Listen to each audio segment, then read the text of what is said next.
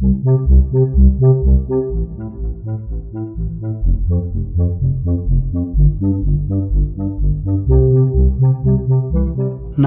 Buddhaya. Welcome back to Monks in the Morning from Colombo Dhamma Friends of Mahameunawa. The monks here are so happy to get to spend time with you now.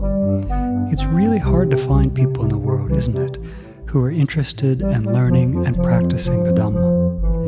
We love that you care enough about your future that you would spend time listening to these Dhamma teachings. When you listen to these teachings again and again, then they will definitely go deep into your mind and heart so that you're protected by them all the time.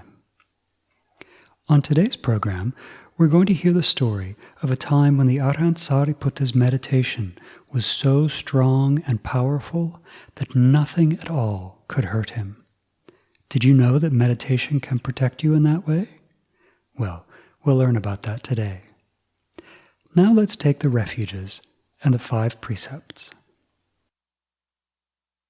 Sadhu, sadhu, sadhu. Say together with me. Namo tassa bhagavato arahato samma sambuddhassa. Namo tassa bhagavato arahato samma sambuddhassa.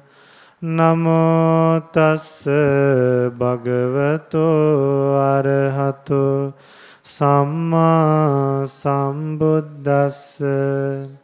Buddhaṃ saranang gacchāmi. Dhammaṃ saranang gacchāmi. Sanghaṃ saranang gacchāmi. Dutiyampi buddhaṃ saranang gacchāmi. Dutiyampi dhammaṃ saranang gacchāmi. Dutiyampi sanghaṃ saranang gacchāmi. Tatiyampi buddhaṃ saranang gacchāmi. Tatiyampi dhammaṃ saranang gacchāmi. Tatiyampi sanghaṃ saranang gacchāmi. Sadhu, sadhu, sadhu. Now to observe the 5 precepts, say after me. Say loudly. I observe the precept of abstaining from killing beings. I observe the precept of abstaining from stealing. I observe the precept of abstaining from sexual misconduct. I observe the precept of abstaining from telling lies. I observe the precept of abstaining from taking intoxicating drinks and drugs.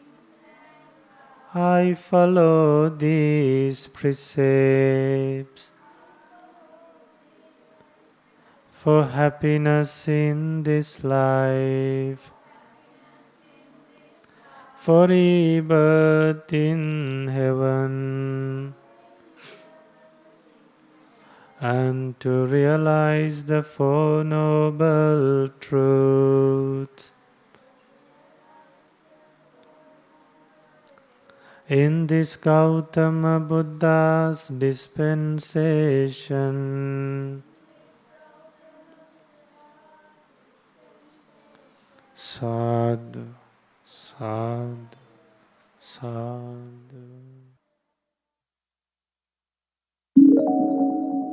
Paritta chanting. Now we'll chant the Mahakassapatera Bojjhanga Paritta in English. Turn to page 42 in your chanting book. Sadhu, sadhu, sadhu. Thus have I heard on one occasion the Blessed One was living in the city of Rajagaha, at the bamboo grove in the squirrel's feeding ground.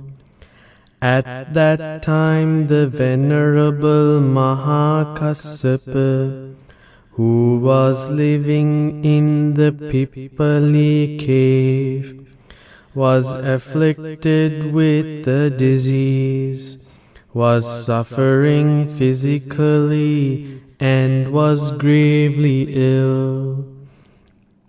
Then the Blessed One, arising from his meditation in the evening, visited the Venerable Mahakassapa and sat down on the seat made ready for him.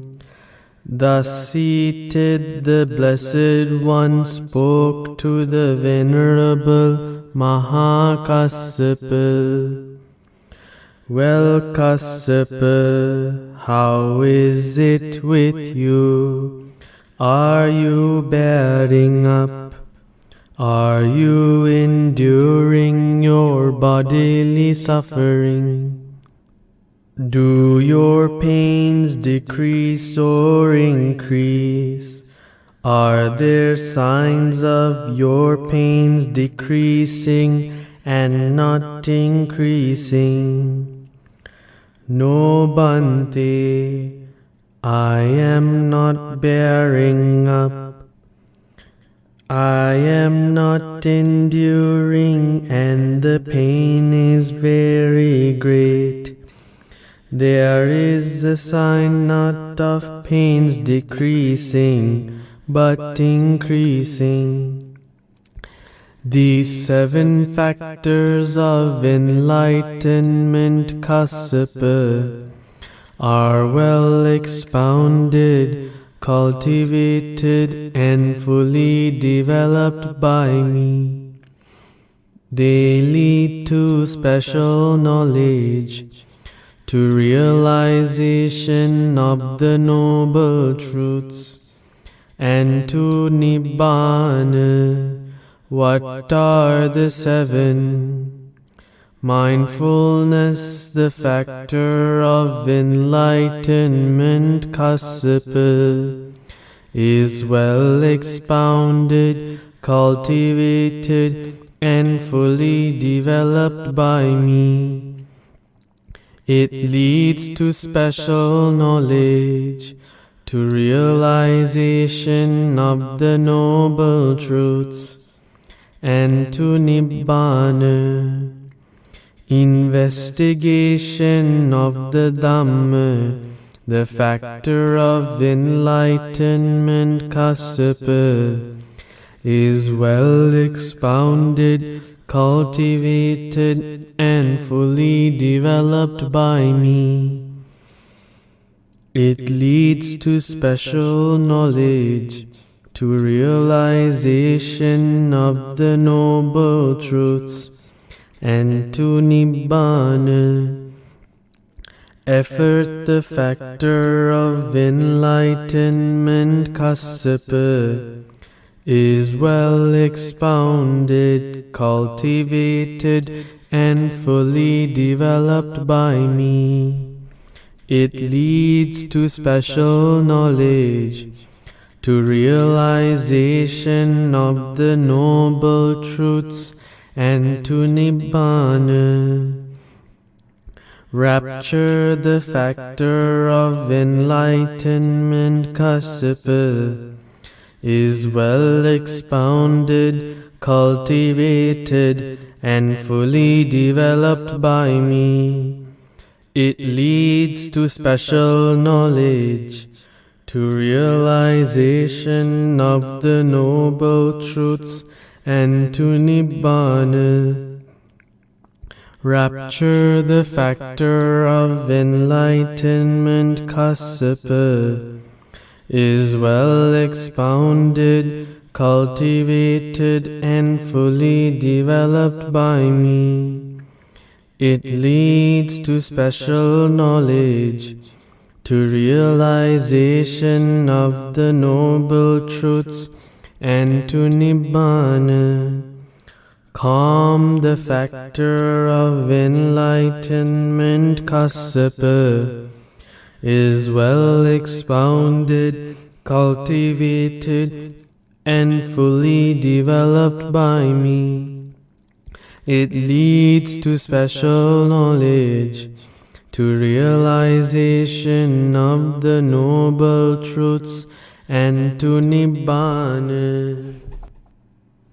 Concentration, the factor of enlightenment, Kassapa, is well expounded, cultivated, and fully developed by me.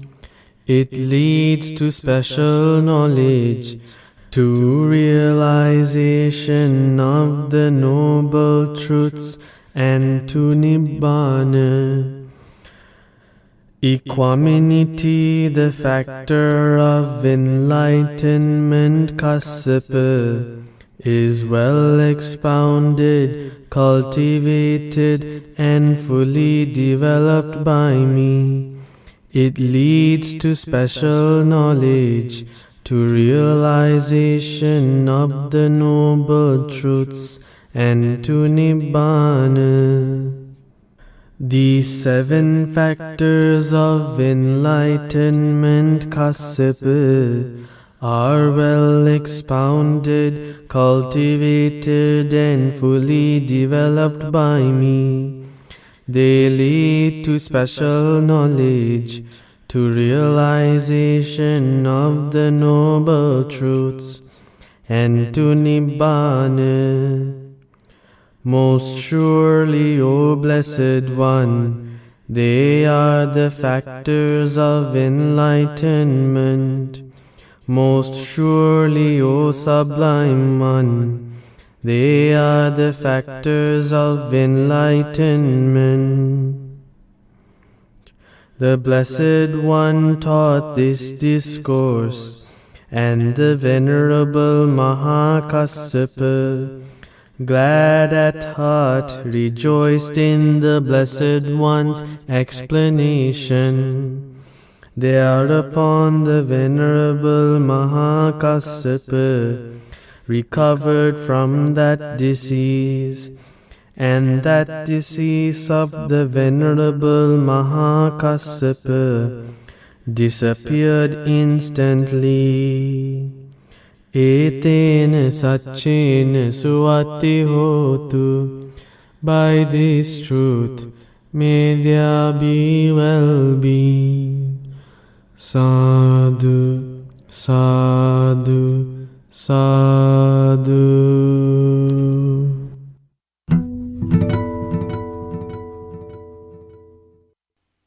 Namo tassa bhagavato arahato Samma Sambuddhassa. Homage to the Blessed One, the Worthy One, the Supremely Enlightened One.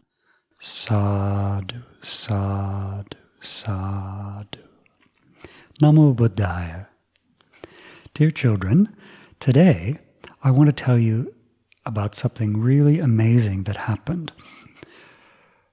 One time, when the Supreme Buddha was living in Rajagaha, the Venerable Sariputta and the Venerable Moggallana were meditating together in a forest.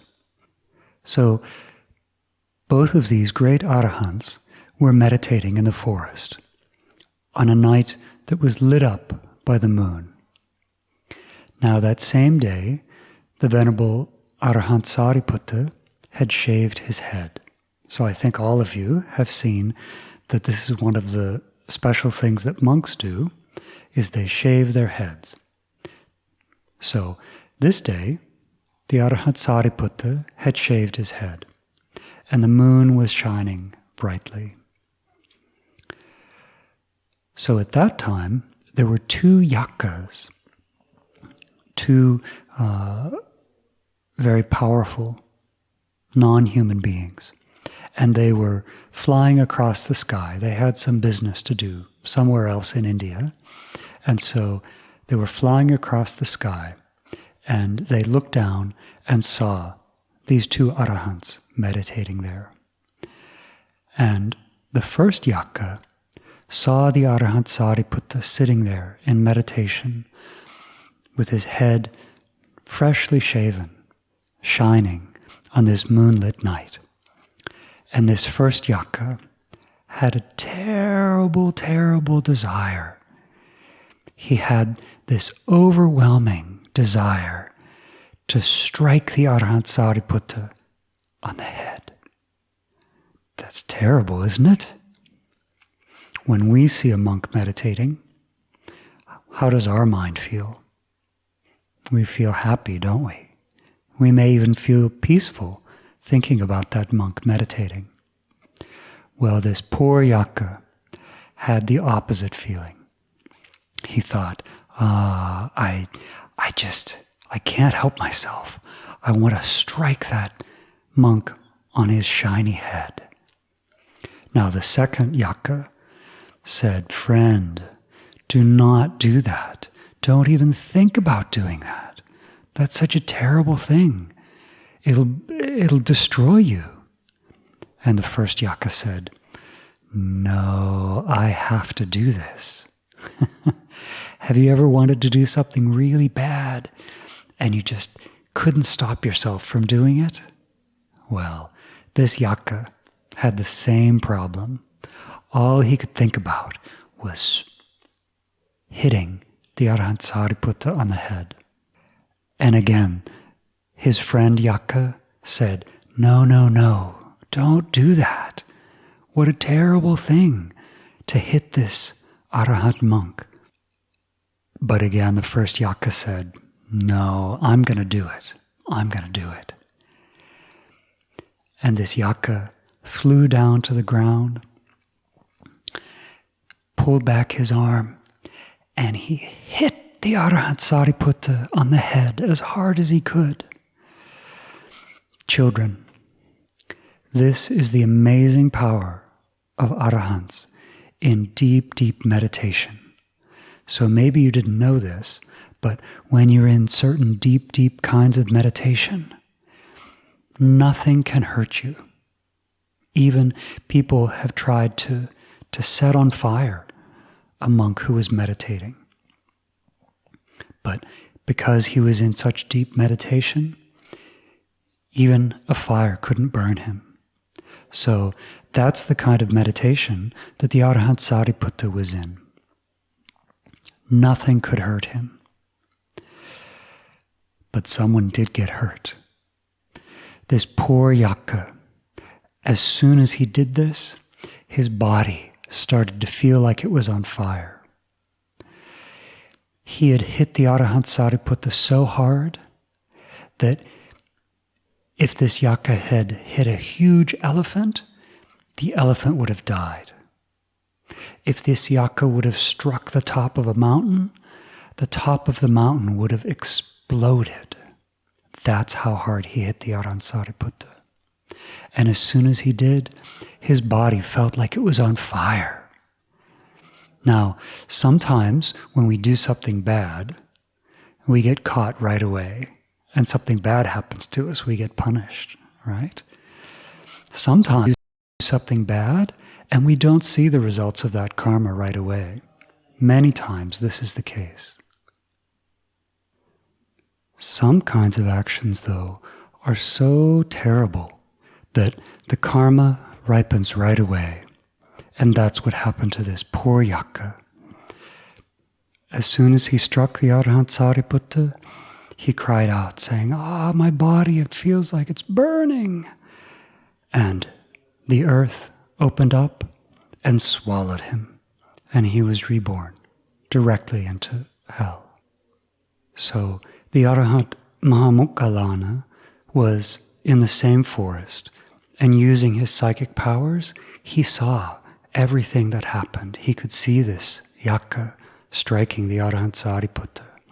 And so he went to his friend, Arahant Sariputta, and said to him, Are you okay?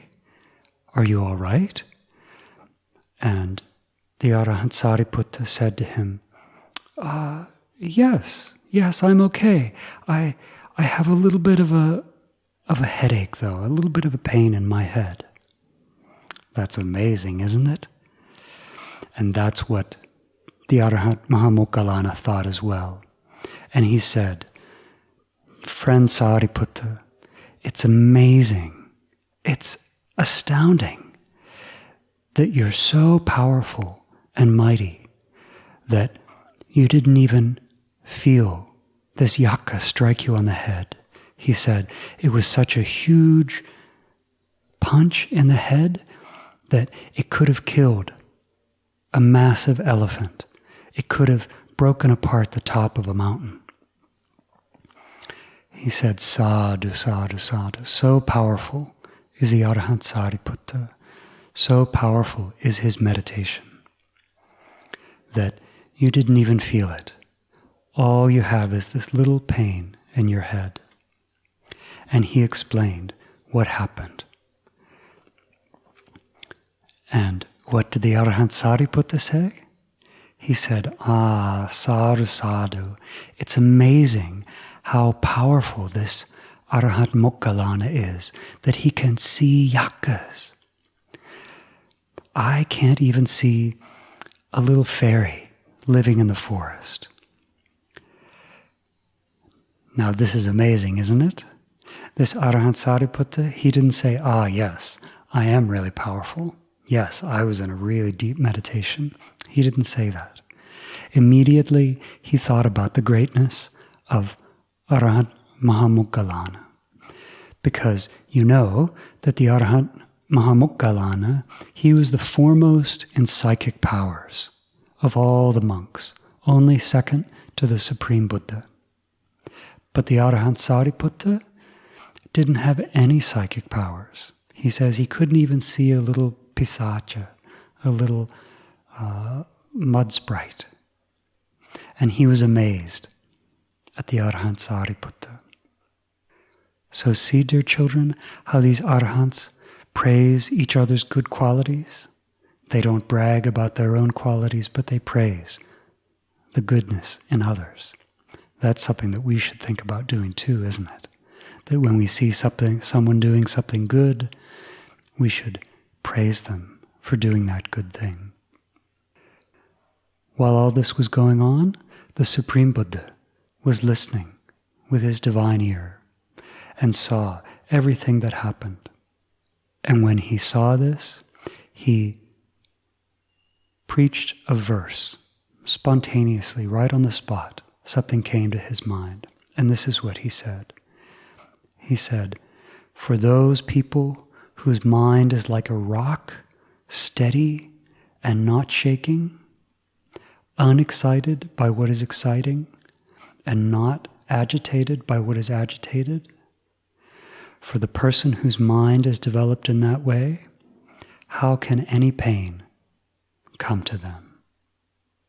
Sadhu, sadhu, sadhu. It's a beautiful verse, isn't it? That these arahants, their mind is completely pure, and because of that, it's like a rock. Are our minds like a rock? No. We get excited about things that are exciting. We get bothered by things, right? When maybe our younger brother or sister comes to our room and bothers us, right? We get annoyed. Or when we lose something, we get sad. Or when we get something really great, we get excited and attached to that thing. But when the mind is trained in meditation, it's purified from these desires and hatreds, then it's steady and nothing can hurt them. That's a really good goal to have, isn't it? If we don't know about these arahants and how powerful their meditation was, how powerful their minds were, then we don't know what's possible. We don't know that someone can have a mind so strong that even if someone physically hurts them, they won't get injured. Let alone if someone says bad things to them or takes away their possessions, right? Those things don't bother them at all. So this is something that we should try and remember, that this is possible, that we don't have to be bothered by things in the world, that we can see things with our eyes that disturb us, we can smell things with our nose, hear things with our ears, and not be bothered.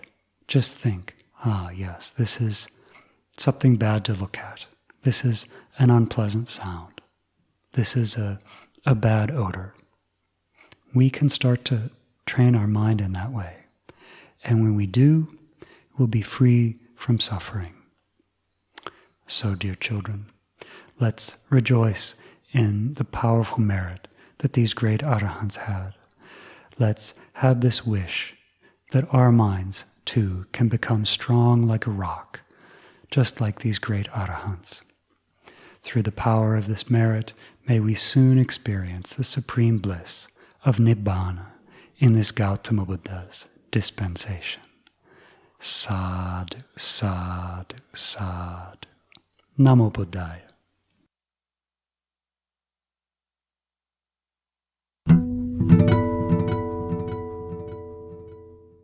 It was great to spend time with you today. We hope that you learned something new, and we really hope that you can use what you learned as you go about the rest of your day. Today, we've done many wholesome things, by body, by speech, and by mind. You've gone for refuge, taken the precepts, recited a paritta, and listened to this amazing story of the Arahant Sariputta and the Arahant Mahamoggallana. So, try and tell that story to one of your friends or your cousins. I'm sure they'd like to hear. When we collect merit like this, we want others to be happy, thinking about these wholesome actions. So may all heavenly beings, may our teachers, our parents, our family, our friends, may they all rejoice in this merit. May they have happy minds thinking about these wholesome actions. Through the power of this merit, may they soon experience the supreme bliss of Nibbana in this Gautama Buddha's dispensation. Sadhu, sadhu, sadhu. Namo Buddhaya.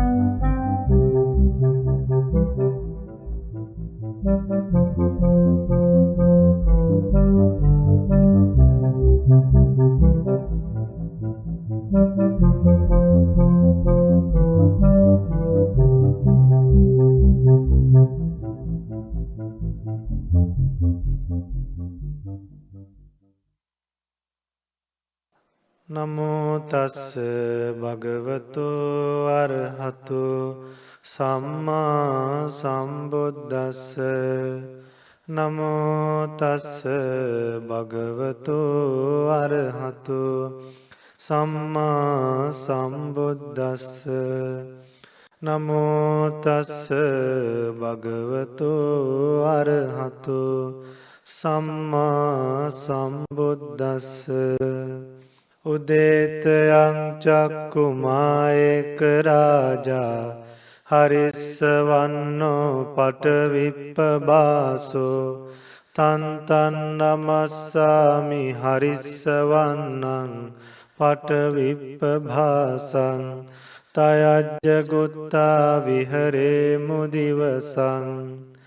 The sun, the one king with eyes, rises, spreading golden rays and illuminating the great earth.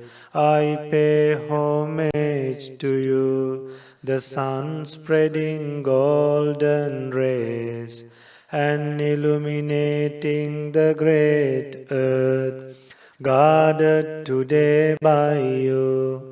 May I live through the day. Ye Brahmana Veda Gu Sabba Dhamme Te me namo te cha mampalayantu. Namattu Buddhanang namattu Bodhiya. Namo Vimuttanang namo Vimuttiya. Those arahants who are knowers of all truths, I pay homage to them. May they keep watch over me. Homage to the enlightened ones. Homage to the fourfold enlightenment. Homage to the liberated ones. Homage to their liberation. Imang so parittang katva moro charati esana. Having made this protection, the Bodhisattva peacock sets out in search of food. Apetayang chakkhumāyeka rājā harissavanno pathavippabhāso tantang namassāmi harissavannang pathavippabhāsang tayajja gutta vihare murattiṃ. The sun, the one king with eyes, descends spreading golden rays and illuminating the great earth. I pay homage to you, the sun spreading golden rays and illuminating the great earth, guarded today by you. May I live through the night. Ye Brahmana Veda Gu Sabba Dhamme Te me namo te cha mampalayantu. Namattu Buddhanang namattu Bodhiya. Namo Vimuttanang namo Vimuttiya. Those arahants who are knowers of all truths, I pay homage to them. May they keep watch over me. Homage to the enlightened ones. Homage to the fourfold enlightenment. Homage to the liberated ones. Homage to their liberation. Imang so parittang katva moro vasam kappaiti. Having made this protection, the Bodhisattva peacock lived happily. Etena saccena suvatti hotu. By this truth may there be well-being. Sadhu, sadhu, sadhu.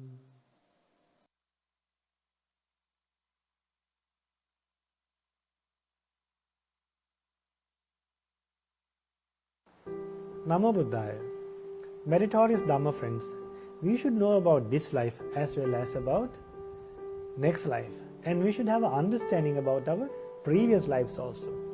So, Arahant Thalaputta teaches us about the past, present and the future. Let's see what Arahant Thalaputta says. Hey mind, because of you, one time I became a Brahmin. Another time I became a millionaire, which you like. Another time I became a king. Another time became a trader.